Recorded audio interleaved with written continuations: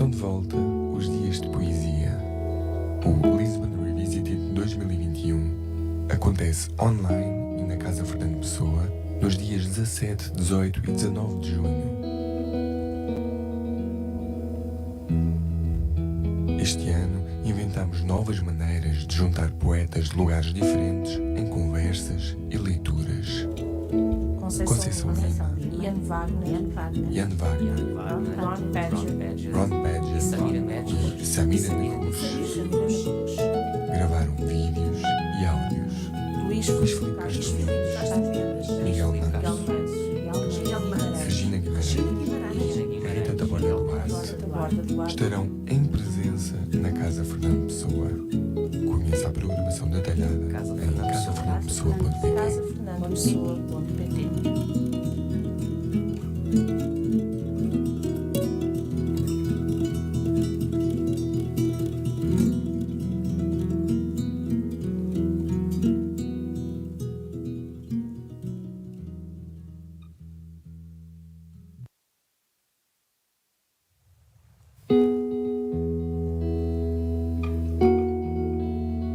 Estão de volta os dias de poesia. O Lisbon Revisited 2021 acontece online e na Casa Fernando Pessoa nos dias 17, 18 e 19 de junho. Este ano inventamos novas maneiras de juntar poetas de lugares diferentes em conversas e leituras. Conceição Lima, Jan Wagner, Ron Badger e Samira gravaram vídeos e áudios. Luís Felipe Cardoso, Miguel-Manso, Regina Guimarães e Tata Borda Duarte estarão em presença na Casa Fernando Pessoa. Conheça a programação detalhada em casafernandopessoa.pt.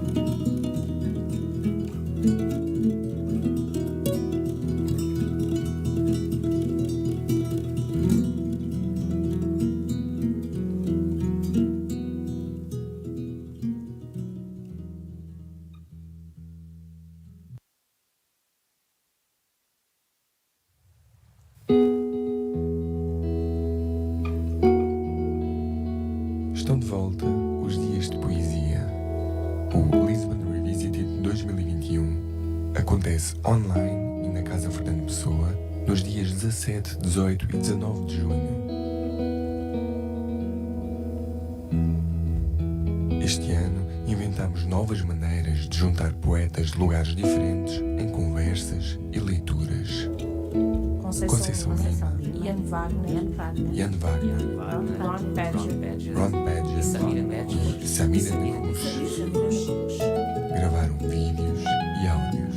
Luís Felipe Cardoso, Miguel-Manso, Regina Guimarães e Tata Borda Duarte estarão em presença na Casa Fernando Pessoa. Conheça a programação detalhada em casafernandopessoa.pt.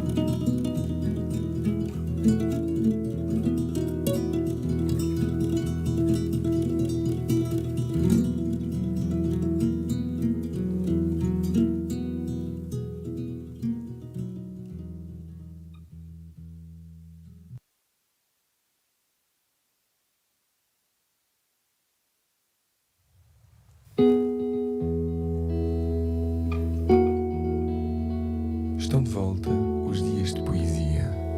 O Lisbon Revisited 2021 acontece online e na Casa Fernando Pessoa nos dias 17, 18 e 19 de junho. Este ano inventamos novas maneiras de juntar poetas de lugares diferentes em conversas e leituras. Conceição Lima, Jan Wagner, Ron Badger e Samira gravaram vídeos e áudios. Luís Felipe Cardoso, Miguel-Manso, Regina Guimarães e Tata Borda Duarte estarão em presença na Casa Fernando Pessoa. Conheça a programação detalhada em casafernandopessoa.pt.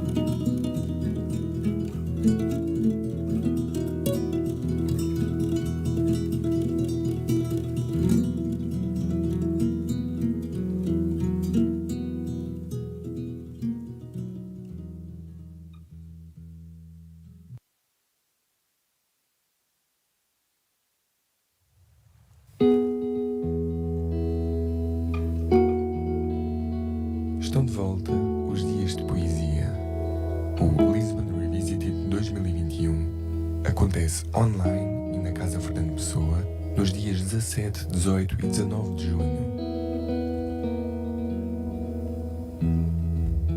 Este ano inventamos novas maneiras de juntar poetas de lugares diferentes em conversas e leituras. Conceição Lima, Jan Wagner, Jan Wagner, Ron Badger e Samira da Cruz gravaram vídeos e áudios.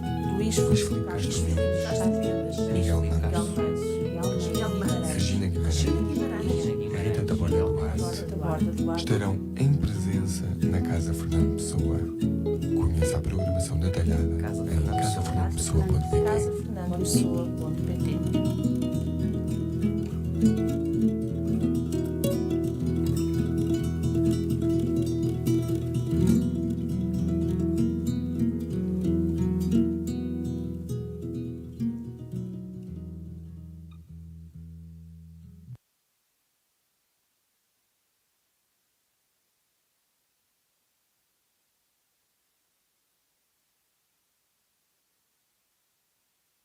Hi, I'm here with Jan Wagner and Miguel-Manso for a chat for the Lisbon Revisited 2021. More than speaking about one poem or another by Jan or Miguel, my idea for this conversation is to somehow try to, without diluting the differences, try to find some kind of common terrain where I think both of you can talk to each other in a way and turn this into more of a conversation. And what I want to kind of circle around, what I want to get to is poetry as an exercise in a particular kind of attention, a way of attending to the world. And we can come at it from various angles, but the first one that I'd suggest before we get to the how your individual poems handle things, which kinds of things they handle, what I would like to explore is the idea of restriction, containment, a kind of the space or the scale and scope of poetry. So there's I guess the context is that there's a kind of, or there's been maybe stronger a century ago, a tension between a kind of epic ambition of poetry and a strategically circumscribed ambition of poetry. That is to say, a desire to limit poetry's terrain, where it operates, kind of modesty, you might say. But within that modesty, Jan, for instance, you've mentioned that you've talked about a restricted, or you called it what is it term? A good poem, you said, can combine the maximum of linguistic resources in the smallest of fields. So that's the term I was looking for. This idea of the smallest of fields. And on the other hand, Miguel, you've also often touched on ideas of concentration, circumscription, containment. For instance, in a lot of your poems, you talk about a reduced sphere, simple tasks, the everyday. And so I'm going to start by quoting this poem of yours, where you say, the poem is above all else a stage for simple gestures. I water the June flowers.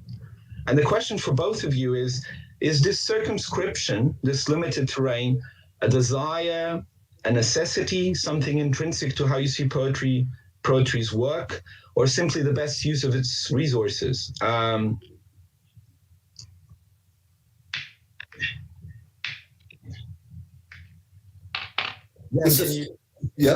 Yes, that's it. I mean, well, unless Miguel wants to answer first, I'm okay. Probably declined. But well, to begin with, thanks for having me. I think it's not a sign of modesty if poetry considers everyday objects or small and seemingly banal objects. For me, the wonderful thing about poetry is that it can be about just anything. Whatever comes your way, whatever word, whatever image, and whatever story, whatever banal little piece of the world, be it an animal, a plant, or a tea bag, can trigger off the most stunning the most stunning adventures in your mind and in language. That's what's wonderful about poetry. You never know what's going to come your way tomorrow. And for me, it's always been more rewarding to focus on the banal object or on a single thing, because in my experiences, the marvelous thing about poetry is that these small things can contain everything. We may still think that poetry is about the grand subject matters, about love and loss and war and so on. And I think that is still true.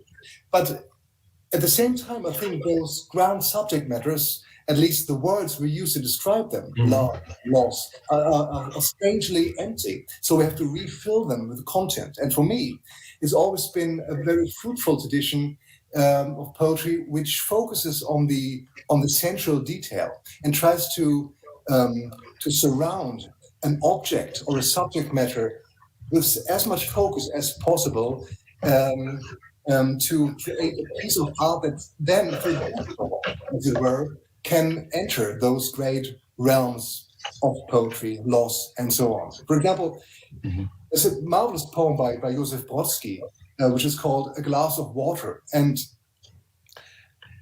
a reader not familiar with the wonders of poetry may say, so what's all that about? How could you write about a piece of water when so many important things are going on in the world? And the truth is, I think, that by focusing on this glass of water, everything comes into play.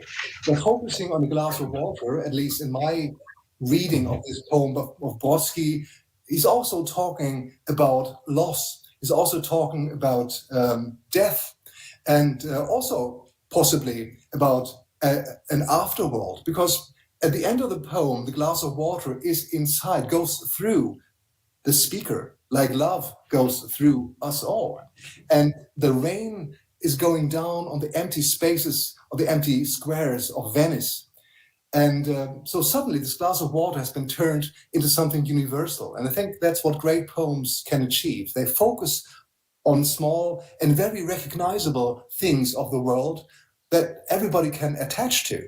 But at the same time, they bring into play very originally and very subtle those things that matter to all of us. So I think it's not a sign of modesty, but a strategy of linking, of bringing back to earth those great universal themes. Yeah.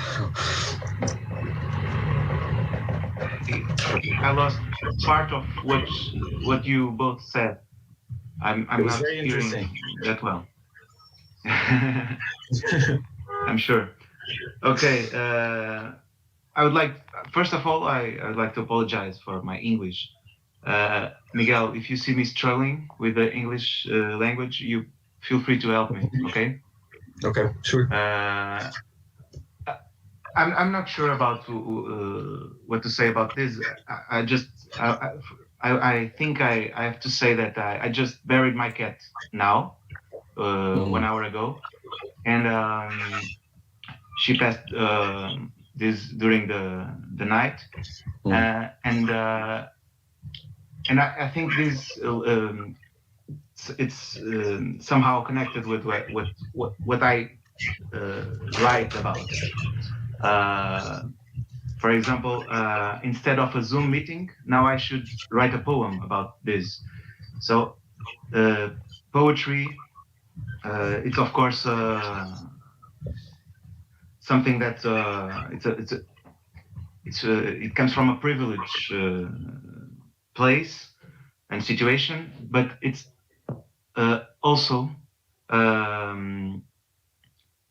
a way of grabbing something that it's already gone.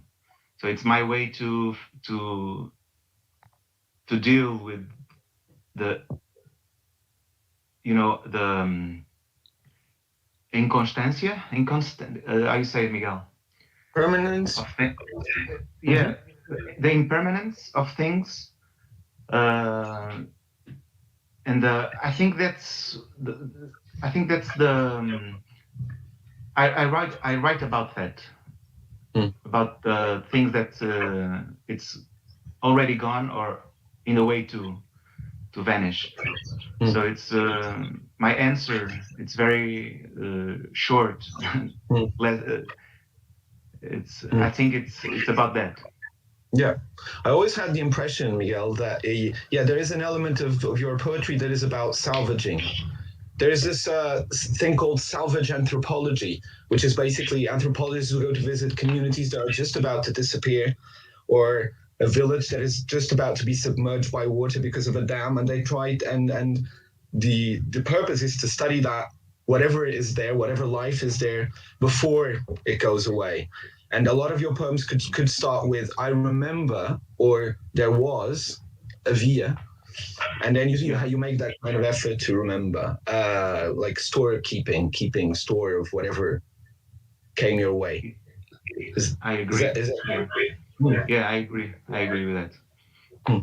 Jan, your poems are perhaps more explicitly descriptive than Miguel, in the sense that often Miguel is writing poems starting from the now and kind of addressing the fact that he's looking back at something. Yours are usually more immediately situated, but they're also poems where the question of memory of something that happened, where childhood comes in as seen through a glass darkly, something that you kind of try to make your way towards. Is that something that is explicit, or it just happens that some of the strongest impressions in that sense of recovering a sense of vividness of imagery is easier to access through the distant or some kind of distance which childhood affords? This is for me? No, yeah, I think it's certainly true that memories of childhood, all things past, do play a role, and that's what happens too, doesn't it? If you focus on some sensual attraction, that suddenly you get carried back to through time to a distant and almost forgotten memory which pops up suddenly, and that's one of the beauties, I think, of poetry as well, that you can link those two layers of time and try to make them shed a light on each other.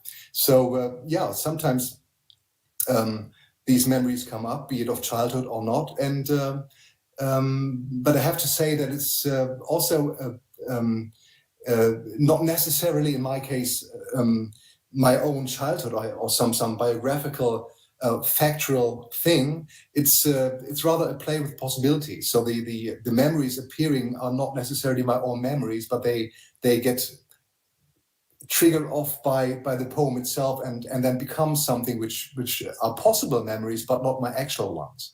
So they're very much part of the realm of the poem and not part of my biography. But the play with memory and the fact that memories are contained and the moment, of course, as Miguel said, is kept and stored, is, I think, an important feature of poems and beautiful one. And gives relief as well when reading and rereading a poem. Soothing. Yeah, maybe I want to talk a little bit more about this anything and what happens when it crosses into what you now call the realm of poetry. Because there is, on the one hand, a kind of, in the notion of the anything, there is implied a kind of notion of whatever happens, whatever comes your way can somehow become poetry. So there is a certain openness to life, but then there is whatever the stumbling moment has to be transformed into something like more ordered, arranged. So in this crossing between the non-poetic something, anything that can become a matter of poetry, I was wondering how you feel about the transition from the casual to the formal, let's say, from the common to the communion, because I wonder if you think that there is something ceremonious about poetry, a kind of holding of breath or a kind of hush, quiet before, during poetry that somehow isolates it, creates some kind of seal from whatever is outside. This kind of like a collector that draws an object into a kind of magic circle. And there is a kind of hush, a kind of silence of communion, which separates it. What kind of distance is this? Miguel, maybe this is related perhaps to the poem that you, the line that you quote from Sebastião Alba that gave the title to one of your collections.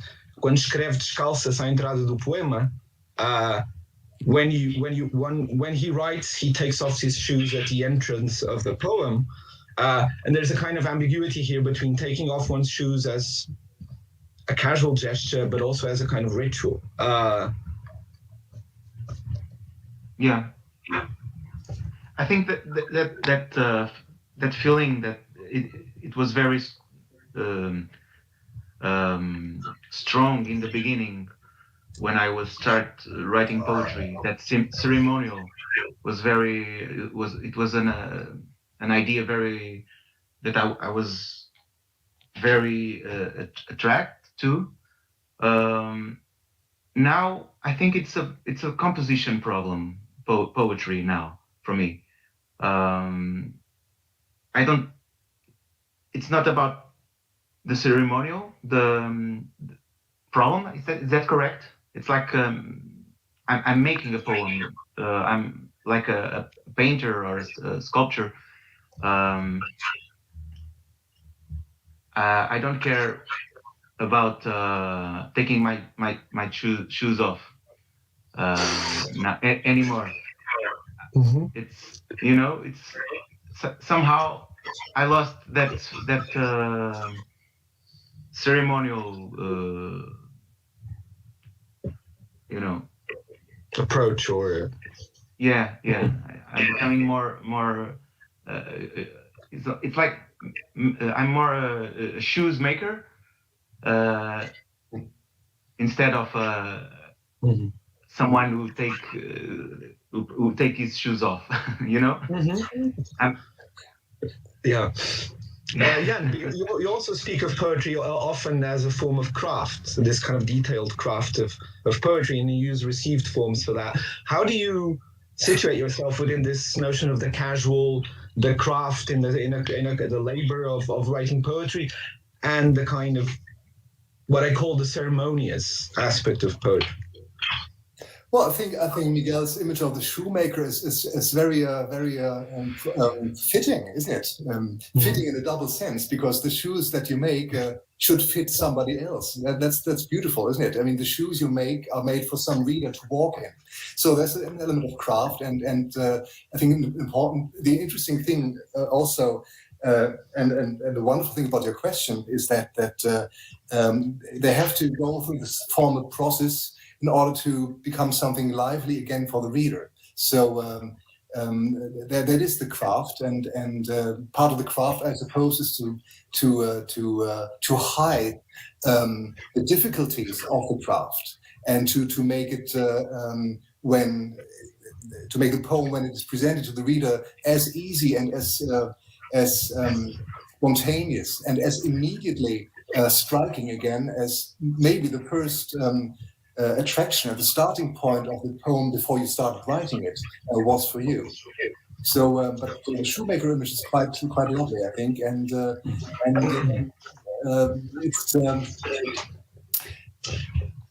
it's also wonderful because I think poetry is indeed something of this world, and nothing which is apart from everyday life, and something everybody should and could enjoy. Just like, and everybody needs, possibly, just like everybody needs shoes and shoelaces.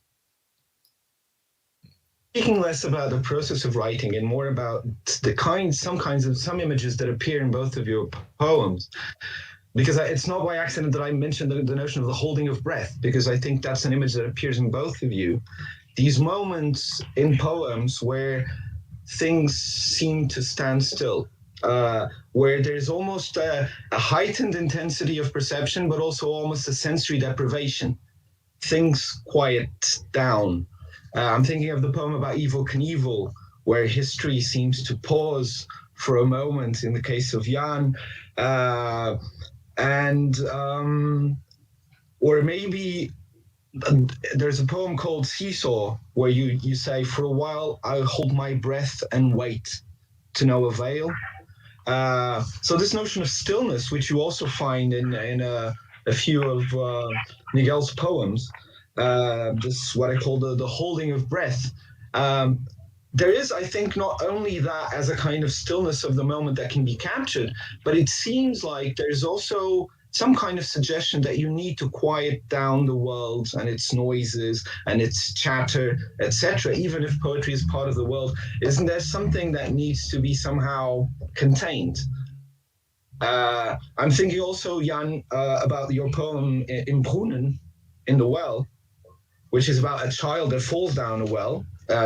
The well operates as a kind of capsule, and he looks up, and of course, by being trapped in the capsule, he can look through a peephole, so to speak, or and the world is a bit far away. The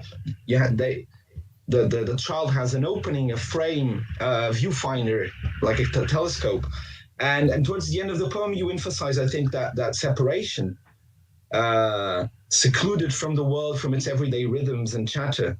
And I think, Miguel, you also mentioned quite often the worldly, and particularly the words of the world as something that the poem is resisting against a little bit. I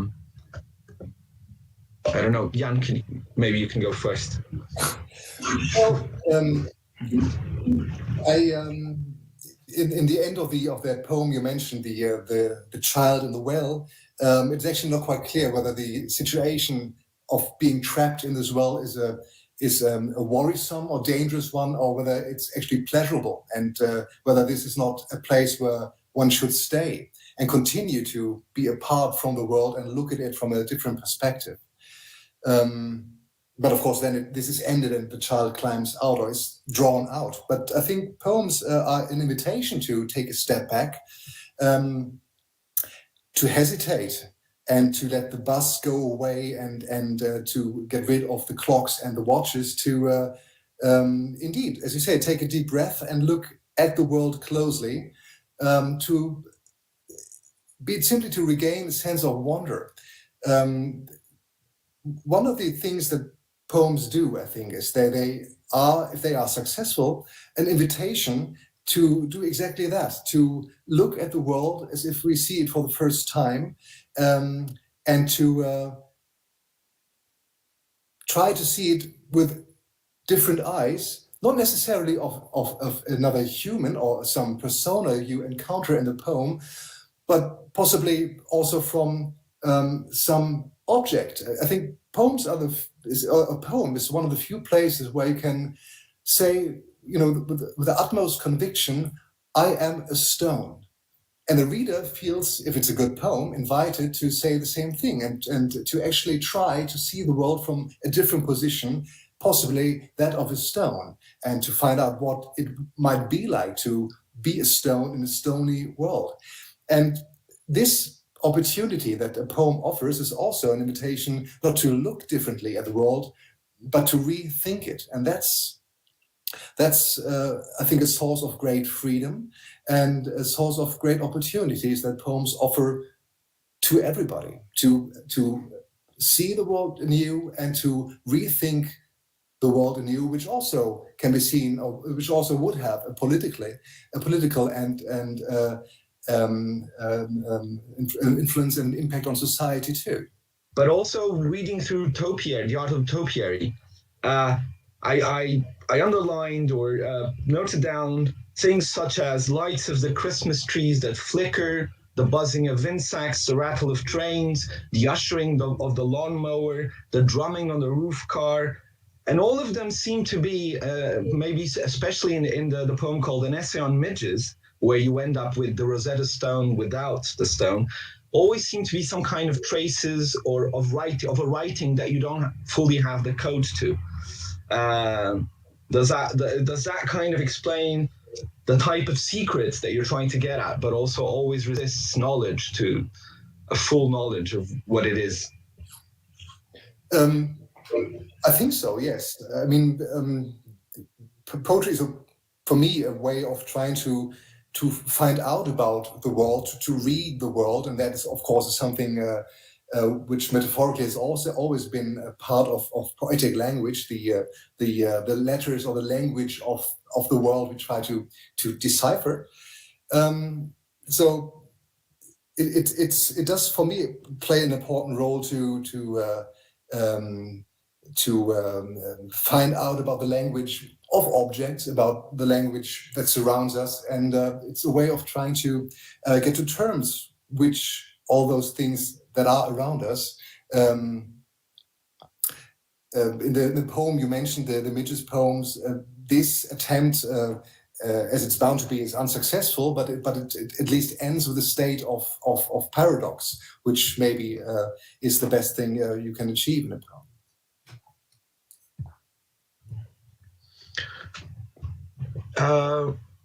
Miguel, in your case, this learning and unlearning also seems to have a kind of, let's say, agnomic quality. You know, gnomes in Portuguese, being the kind of genre of poetry that, in brief terms, tried to teach something about how one should behave. A wisdom poetry, you might call it. So a poetry that has a kind of ancient tradition. In your case, there's a lot of your poems seem exercises in formal exploration, perceptual exploration, but also to acquire something of let's say, a moral quality, something like the Hesiod's Works and Days, where some kind of wisdom on how to live one's life seems to be worked through in your poems. I don't know nothing about my poems. I forgot what I have an idea of. I'm not sure about that. Do you think so? Do you think so? Well, I think you have even in the idea that we started our conversation with about the small gestures. When you say I'm quoting from Sienisch. I'm going to do a quick translation. In Portuguese, it's procuro sítio para calar os gestos. I'm searching for a place to quiet the gestures down, to leave a piece of cutlery over the 3 p.m. marble and see the arched waves spread on the surface. And then later on, immersed in the smallest of tasks, a finger ideating over a glass. And then there are many other passages in your poems, maybe more explicitly in the prose poems, where you seem to be suggesting some kind of path, not necessarily trying to impose it, or definitely not trying to impose it, but there is a suggestion of the poems themselves being one of the terrains where you're trying to search a path for how to live, or at least addressing this question. Live simply, simple gestures, attend to the world. There's a poem. There's a bit of a poem that is quite clearly gnomic when you say you've learned something like you've learned to admire cats, admire also dogs. They are domestic, and I don't remember. I don't remember the other, but me neither. To admire their domesticity. As opposed to, I guess, the wildness, the kind of untamability of cats. So they seem to be suggesting some kind of teaching, as you were saying, not just learning, a way of learning and unlearning, but a way of teaching somehow. Yeah, teaching myself. I agree with that, with the path. Yeah, it's something that I see since I started publishing books. I look at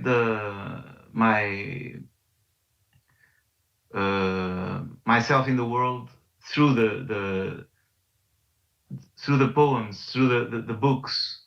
It's like I like to see the path already done. I don't know, by looking through these poems. Like different stages of something that I'm trying to do. which is living a life. And the poems help me to situar, how you say? Situate myself, yeah. Yeah. Or find my bearing. Yeah, in that, yeah, I see a path. It's not a proposal. It's not. It's like a. Yeah, it's like a mark, several marks in the way to organize my living. I don't know. Sorry. Yeah, so, Jan, I mentioned stillness in relation to both of your poems, but in the case of Miguel, there's quite a bit of elements of voyage and exploration as well. And in your case, you have a few poems where it's about starting out somehow, exploring, even within a limited terrain, but going out into the unknown, into the woods. It can often be something small or something just around the corner, and also where strange things can emerge. I'm thinking of the poem Slows, in particular, which sounds very. You've mentioned the importance of Seamus Heaney and Ted Hughes in your own path as a poet, and there is something here about not just a path of exploring, going out into moving at the forest edge, but also specifically about then finding something of which you have to take very good care and carefully unpack. And it's a very sensuously vivid poem about this process of discovery and exploration. I was wondering if you have something to say about this going out into the world. I don't have much to add what you just said. I mean, the adventure starts right in front of your door, doesn't it? And the beautiful thing is that you don't have to travel far or to do the grand voyage in order to travel vast distances in your mind, sensually, as far as images are concerned, and thoughts when you write poetry. So the front yard is quite enough for those experiences. And I suppose the beautiful thing for me is that you can indeed travel in poetry without leaving your room at all. You can just stay there in your armchair and go enormous distances that no car and no plane would allow you to travel otherwise, even through time. And that's wonderful, that poetry allows you to do that as well. And what we are forced to do when actually traveling, when taking a train and going to a different country, to open our eyes and ears. That's what we do automatically. I think that's what you do when you write a poem, or what you have to force yourself to try when writing a poem, to be all ears and all eyes for even the smallest things, because they all are a treasure and quite stunning if you start thinking about them. And you have the image of the koalas, again, with a certain notion of immunity, but you're talking about some, you call them shoddy Buddhas, with their cotton wool ears against enticements, like Odysseus, I guess, before the sirens. And you say no Waterloo for them, no walk to Canossa. So whatever revelations may come their way will have to come through staying in their place. Miguel, maybe we can address this voyage thing in your case. Yeah. I mean, a lot of fictional voyages in your poems. I was wondering how you see the role of, you've talked about path as in a life path, but what role do you think now voyage, because I think it maybe played a bigger role in your poem, the idea of the voyage, of somehow playing with a mock epic, going to India before you'd been there, and just somehow replicating on a more banal way some of these grand voyages, some of this idea of the exploration of the unknown. How do you see that as in what you're writing today, maybe, or nowadays? Oh. Yeah, in the beginning, I was poetry allowed me to travel. So, for example, India. All the poems about India were before going to India. Now that I went there for twice, I don't remember any poem about that. So in the beginning was a way. It's a way. I found a way to travel to places. So the travel was not real. And now the funny thing is that I only travel now with poetry, like going to festivals and so on.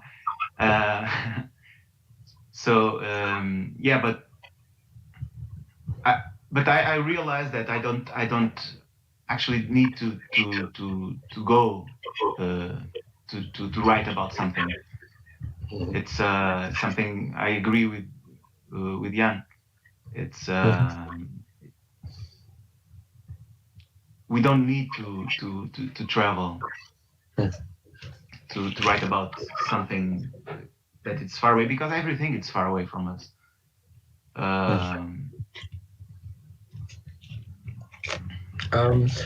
We're kind of close to wrapping up, but maybe I can just tag this question on to this idea of traveling, because Jan, I think you said that you stopped writing about Berlin once you moved there as well. No, that you wrote Berlin poems after Georg Heim, and then after moving to Berlin, you stopped writing Berlin poems. Is that right? That's mostly true. Yeah, I wrote lots of Berlin sonnets when I was 15, because I admired the poetry of Georg Heim, who wrote a lot of sonnets on Berlin. And I did stop doing that even a long time before I went to Berlin and moved there. But it's not quite true, because I do write poems which are set in Berlin, or which at least are triggered by something I see in Berlin, but you wouldn't find the classical Berlin poem. That is true. Okay, I think we need to finish. So I don't know if you have any later thoughts or something that popped into your mind that you couldn't address. And so you can maybe try to sum up whatever wisdom you got from this conversation, if you want. I'll give you the stage for whatever final words, or we can just quiet down and let the poem speak after, when the Lisbon Revisited is here. Yeah, I think we have to wrap it up. Thank you, Jan. Miguel, see you in Lisbon in a couple of weeks. Jan, thank you so much. We'll be reading your poems, I think, during the event, and hopefully maybe people will ask us more things in the conversation around what the three of us talked about. So nice having you, Miguel and Jan. Thank you. Bye-bye. Thank you. Thank you. Bye.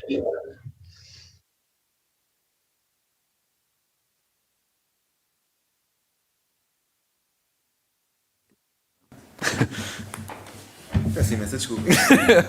Olha, se calhar, então agora começo. Eu acho que se calhar, como já houve uma conversa, eventualmente as pessoas que aqui estão podem ter adendas ou alguma coisa a perguntar que decorra do que ouviram na conversa, mas primeiro dou a oportunidade ao Miguel, que foi desde o início a nossa conversa prévia à entrevista, foi que ele teria esta oportunidade destes 20 minutos para eventualmente se exprimir de outra maneira, para pedir desculpas, como ele... Portanto, Miguel, não sei se... Não, o engraçado é que mesmo em português eu não vou conseguir dizer nada. E acho inacreditável que alguém tenha conseguido legendar esta conversa. Peço imensa desculpa. É verdade. Acho que isto não está ligado, para não. Então... Um, Alô? Alô? peço desculpa. Está ligado. Peço desculpa. Geralmente eu falo um bocadinho melhor inglês, mas não estava... Não tinha bebido o suficiente. Não, foi... Não sei, então a conversa pode continuar um bocadinho, mas se calhar, como é a oportunidade de estarmos aqui presentes, não sei se alguém tem alguma coisa a perguntar face ao que foi dito, ou eventualmente a pedir ao Miguel para ele desenvolver algum dos aspectos em que ele tocou. Se não faço eu esse papel. Então se calhar começo, depois pode ser. Eu volto àquela questão do casual, cerimonial. Falaste disso do ponto de vista da escrita do poema. De alguma maneira, os poemas se passaram de um ritual a algo mais oficinal, uma matéria de composição.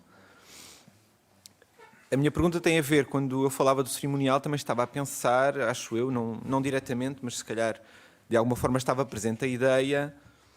Tu, por exemplo, já falaste algumas vezes de não te agradar os poemas andarem espalhados por aí na internet, desligados, digamos assim, do livro, do sítio onde os colocaste. E, portanto, também eu pergunto se há uma dimensão de ritual também na própria leitura. Quando eu falava do silêncio antes de um poema, no fundo tem a ver também com isto, não é só na escrita, mas a cerimónia de uma maneira, por mais que o poema não tenha que ser uma coisa separada da vida, não tenha que ser uma coisa demasiado cerimoniosa e formal, que de alguma maneira há um sítio onde se deve estar, ou que tu imaginas que se deve estar, a tal sujeito de respiração antes de entrar num poema. Ou seja, dar espaço para que o poema exista de uma maneira que esteja menos misturada com aquilo que eu chamei ali a tagarelice do mundo. A pergunta também é um bocadinho nesse sentido, não sei se tens alguma coisa a dizer, se tu próprio, quando lês poesia, tens esse lado, ou se é uma coisa mais, é isso, casual, ou se é de alguma maneira um parênteses no... Não, acho que há assim no começo um certo deslumbramento com a própria ideia de trabalhar este tipo de coisas. No meu caso, eu sinto que se há alguma cerimónia agora é mesmo no processo oficinal. Eu não gosto muito depois de ler também os meus poemas, porque eles estão destituídos de qualquer magia, porque já olho para eles de uma forma... E esta manhã estive a ler e senti outra vez isso. Corre melhor com poemas com os quais eu já não estou... já não me lembro, já foram escritos há mais tempo, mas com aqueles em que a memória do trabalho, eles aparecem muito rápido, não é? Aparecem muito rápido, mas depois são trabalhados de forma exaustiva, e até depois do livro deles estarem publicados, eles ainda continuam a ser trabalhados e continuam a ser modificados, e isso retira enfim, também o facto de eu também já ter, sei lá, ter começado a publicar e a escrever poemas há demasiado tempo. Mas não há tanto tempo assim. Eu estou a ver, sinto que há mudanças na forma como eu lido com o trabalho. E eu até gosto mais desta posição agora de olhar para o poema de uma forma mais, não digo, sim, talvez um pouco mais, menos deslumbrada. Uhum. E a ideia de não gostar de ver... No início gostava-me muito, porque eu não sou um romancista, mas ia para um livro de poemas com uma narrativa, com uma ideia. E muitas vezes até fazia uma coisa que agora tenho dificuldade em olhar para isso. Permitia-me escrever um poema menos conseguido, porque sabia que ele dialogava com um poema melhor antes dele e com outro que o salvava a seguir, e os próprios livros também serem salvos pelo seguinte e depois custa-me ver assim coisas fora do... E às vezes as pessoas têm tão mau gosto que escolhem poemas horríveis para existirem sozinhos e sem defesa. Sim. É isso, era essa a ideia. Sim.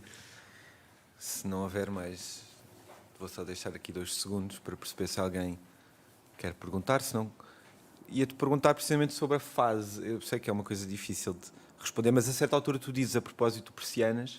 Depois disto parece-me bastante fácil falar e expressar-me. Não, mas disseste a certa altura, Aproveita. a propósito do persianas, que gastaste os truques todos, de alguma maneira, que usaste tudo, desde o metapoema, ao poema sobre viagens, ao poema mais descritivo. No fundo puseste ali tudo aquilo que sabias até então sobre o que era fazer um poema.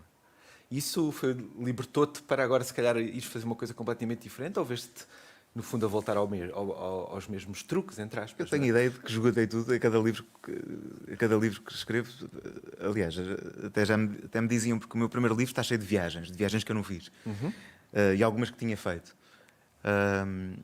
Não, o primeiro livro até está cheio de viagens que eu tinha feito. Coisas pequeninas. Ir a Paris, assim.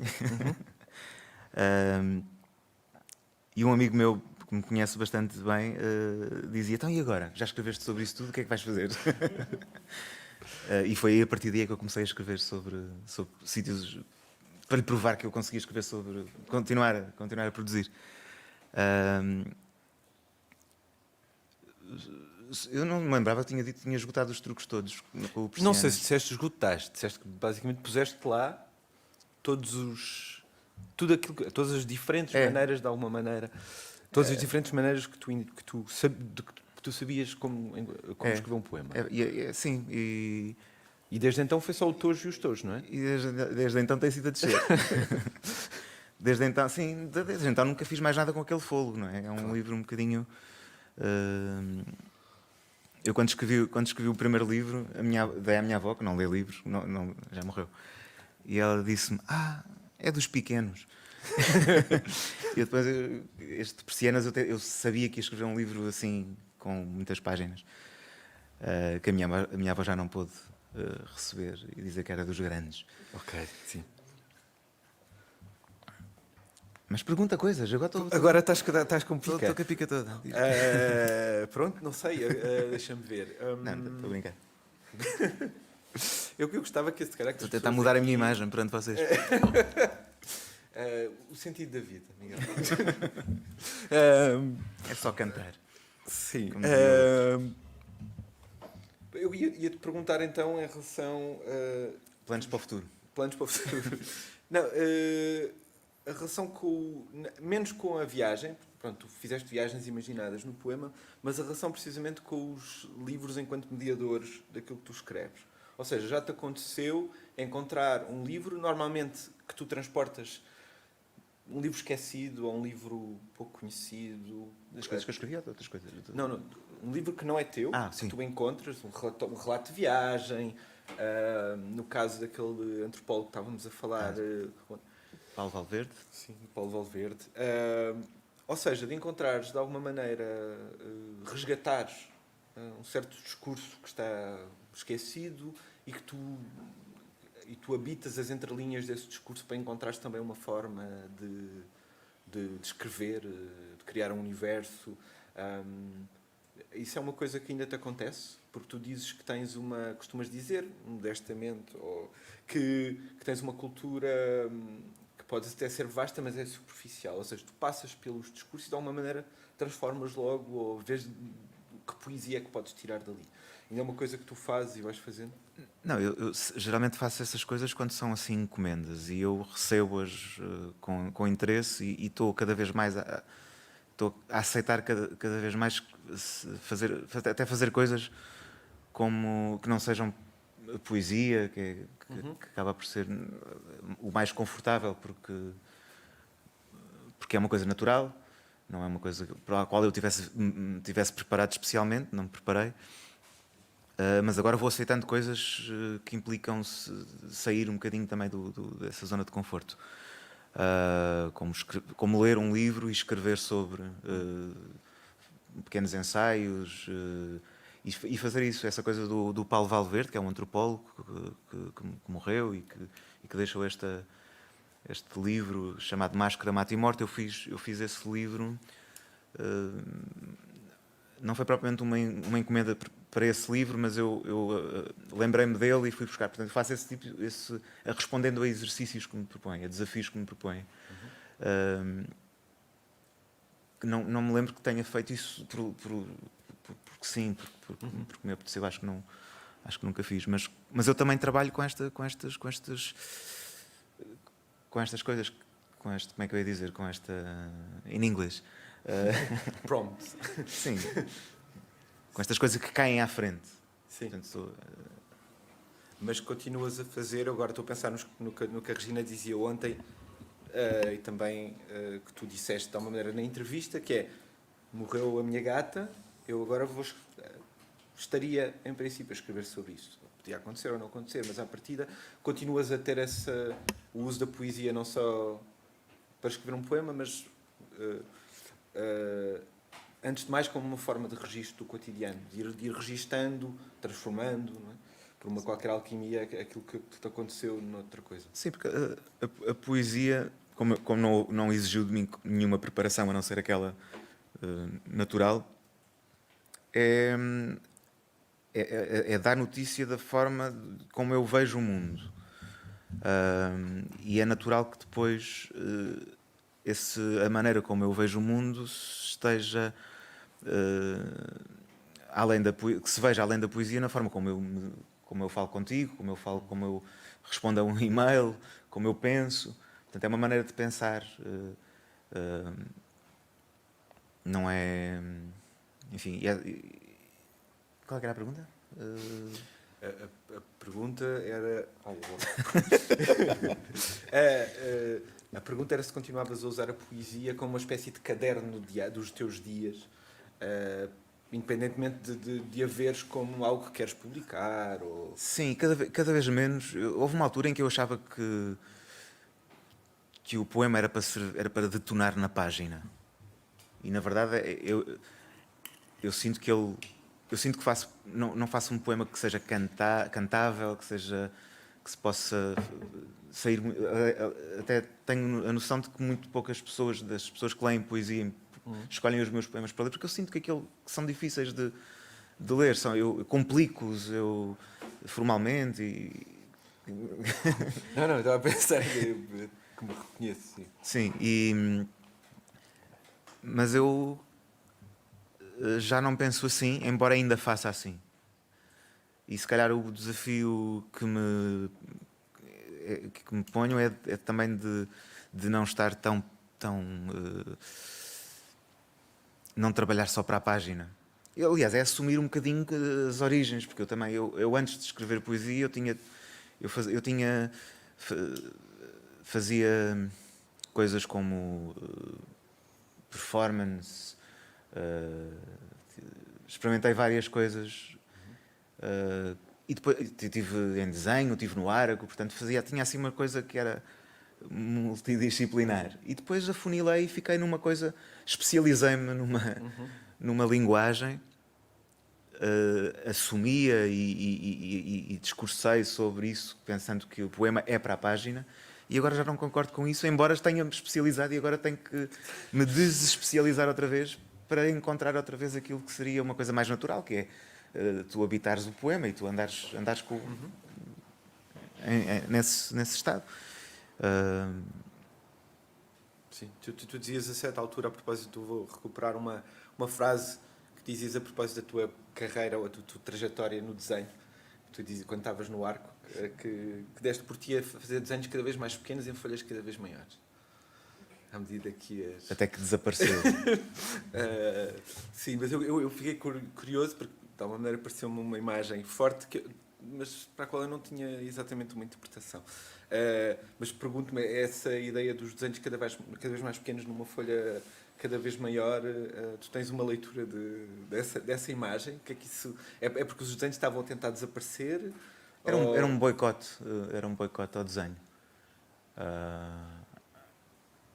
E a preocupação é que agora estou a escrever haikus.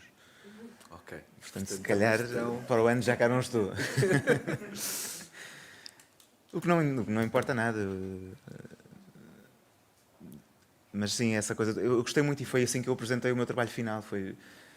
primeiro desculpei-me do que expus lá no arco e depois expliquei, mas veja, veja o bonito disto, eu comecei assim e agora começou a encolher, desapareceu, não é lindo?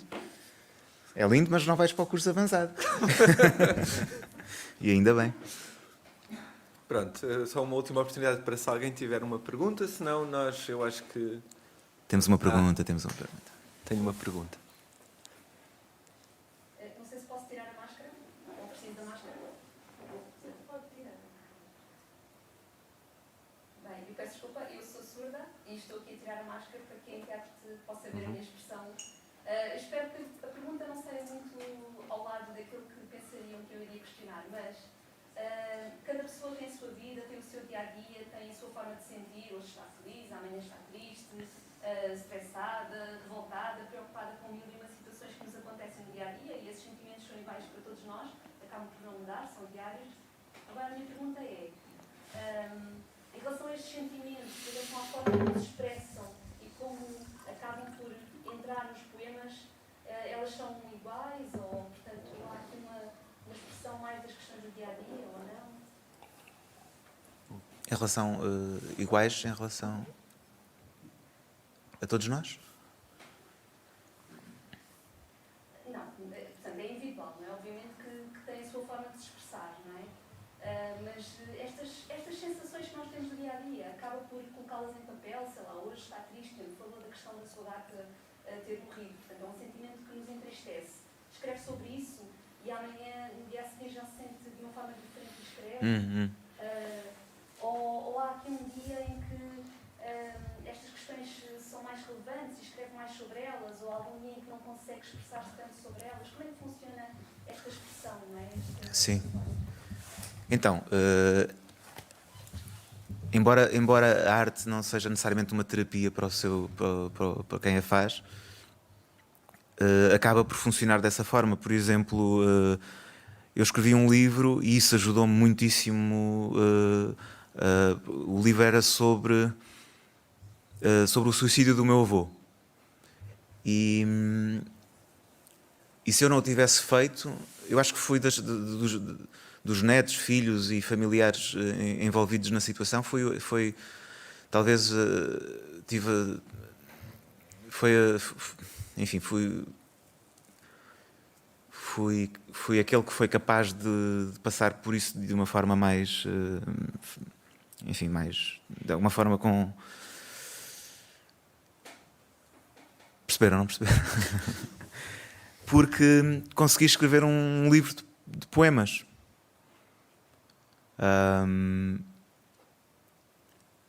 E começa logo por... Enfim, isto é um bocadinho tétrico, mas começa por eu ter encontrado a caixa dos cartuchos, a marca era Supremo. E câmara 16, calibre não sei o quê, 1670. E eu percebi que era o título de um livro. E depois, em 2 noites, escrevi um livro sobre isso e ajudou-me a ultrapassar. E a gatinha também já tem um haiku. Eu se calhar também perguntava uma coisa que eu não percebi bem, acho que se calhar outras pessoas perceberam como é que o Luís Filipe reagiu. Sim. Quando, Miguel, disseste que não tens de te preparar para a poesia, que é natural, e se eu percebi bem, para fazer outras coisas existe outra preparação, se eu percebi bem, mas que se podes falar um bocadinho sobre isso, não é? Não há, para ti, ou no teu ofício, ou no que tu fazes, que não há preparação, que é um estar ali, ou como é que dizia, estar dentro. Foi assim, por qualquer coisa que eu achei que não tinha percebido bem, mas que se calhar pessoas que talvez estejam mais dentro da escrita percebam melhor do que eu. Eu aqui há uns dias, deixa-me cá ver, exatamente, foi a semana passada, houve uma conversa sobre escrita e infância. E é uma questão a questão da infância é um assunto que me interessa e eu aceitei aceitei o convite com prazer. Geralmente não aceito com prazer, aceitei com prazer porque era para falar sobre a infância. E uma das questões que me levanto é o que é que faz de uma pessoa, como é que se forma um artista, como é que se forma alguém, ou um poeta. E